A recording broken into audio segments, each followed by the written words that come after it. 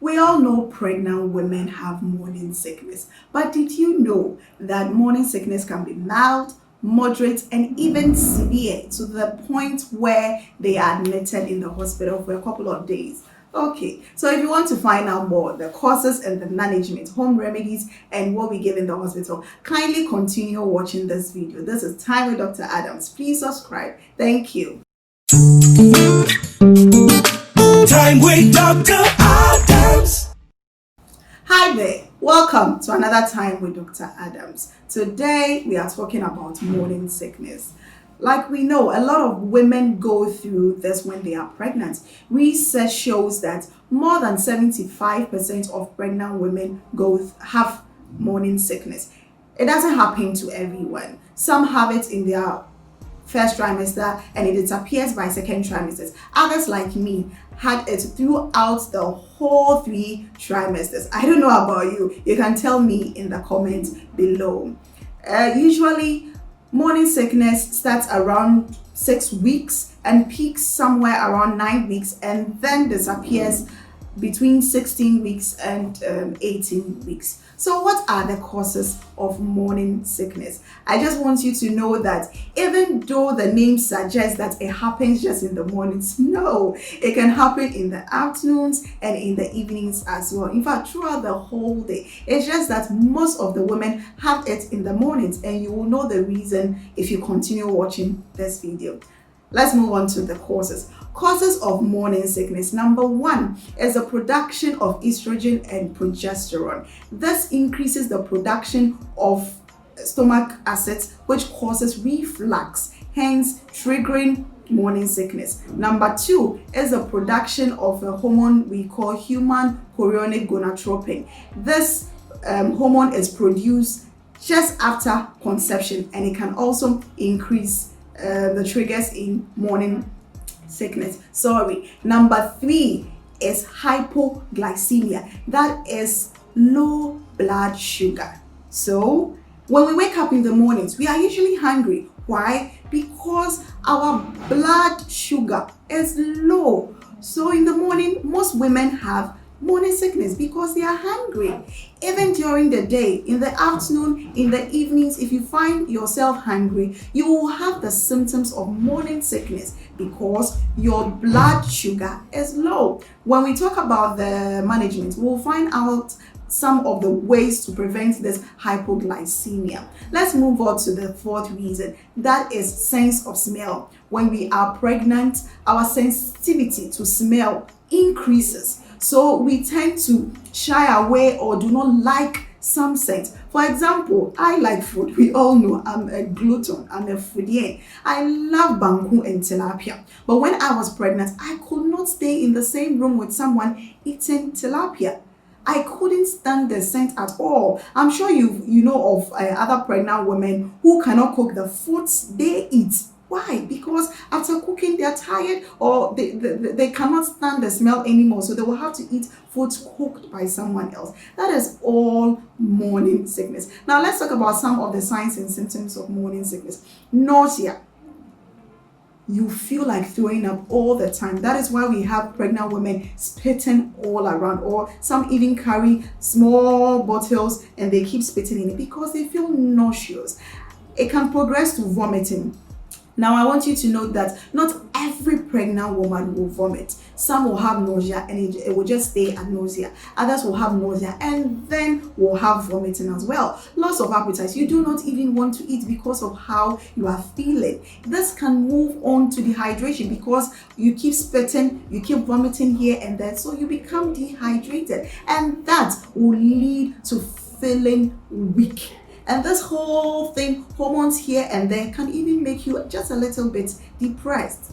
Now, what can you do? Please go to the hospital. Have you watched my video on ANC? If you haven't, kindly check through my playlist of pregnancy videos and watch what I said in ANC. ANC is so important. If you are having any of these symptoms, just go to ANC, ask your midwife, ask your doctor what you can do to help you. Now let me take you through some of the home remedies. Number 1 is eating a well-balanced diet. Eat well, but then please let these 2 carbohydrates and protein be more in your food. Do not eat oily food, because oily food makes us feel nauseous. Please do not eat oily food. Number 2, what you can do to help yourself is eating often. Remember, one of the causes was hypoglycemia, so do not starve yourself. Try and eat in small portions. If you can, every 2 hours, snack on something. When we say snack, you can eat apples or even dry things. Dry snacks like crackers really did help me.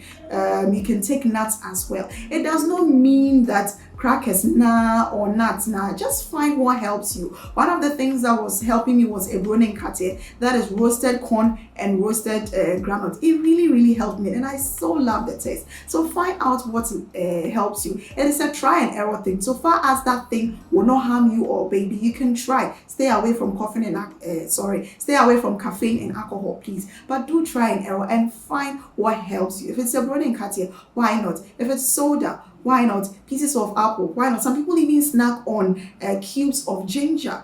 If that is what is helping you, please go ahead. Let's move on to hydrated. Because you are feeling nauseous and you are spitting around and you are vomiting, you become dehydrated. Even if it is mild dehydration, you lose a bit of water. So please, we encourage pregnant women to carry bottles of water around so that you'll be sipping on them. If you do not like the taste of just water, you can drop slices of lemon in there and you'll be sipping. You can make ginger tea, like we already spoke about. Ginger is very good, so you can make ginger tea and be sipping. And please, one of the things I want you to notice, after eating, do not lie down immediately. We spoke of acid reflux in one of the courses, remember? So do not lie down immediately after eating.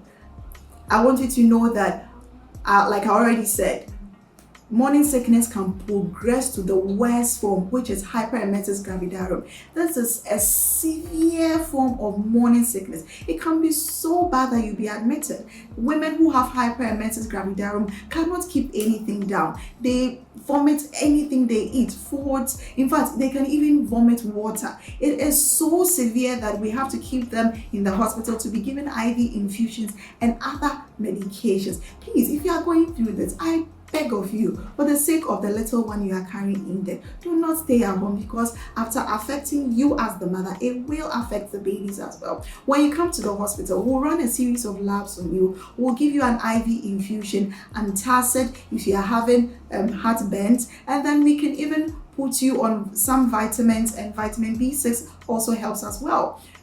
There are some medications we call antiemetics, which will stop or prevent vomiting. These are all things that we can help you in the hospital, only if you come to us. We are always ready to help. Do not stay at home with your morning sickness if your home remedies isn't helping you. And please note, like I already said in one of my pregnancy videos, go watch them if you haven't. Do not stay at home and copy what your neighbor or family member or friend or colleague is doing. Every pregnancy is different. The fact that this helped Akosia does not mean that same thing will help you. And you might not know what extra condition Akosia has. That is why she was put on that medication. So please come to the hospital. Talk to your midwife, talk to your doctor, and let us help you out. We are always here to help. Please, if you have any comments or questions, kindly leave it in the comment section below. If there's a topic you want me to cover, Dr. Adams is here for you.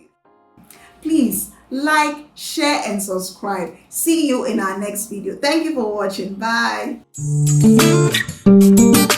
Time with Dr. Adams. Time with Dr. Adams. Time with Dr. Adams. Time with Dr.